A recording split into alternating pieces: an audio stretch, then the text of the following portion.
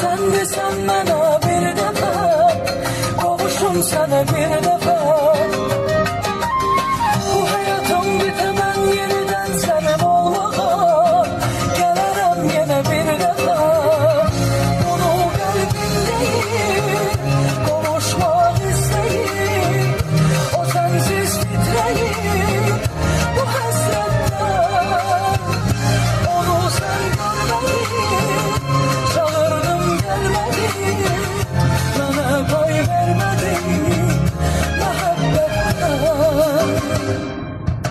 Sen temizliksin beni, ya da sevgi beslemişsen, nerelerde saklamışsan. Ama ben seni gönlüme gibi yüreğimde dinlemişim, gece gündüz ağlamışım.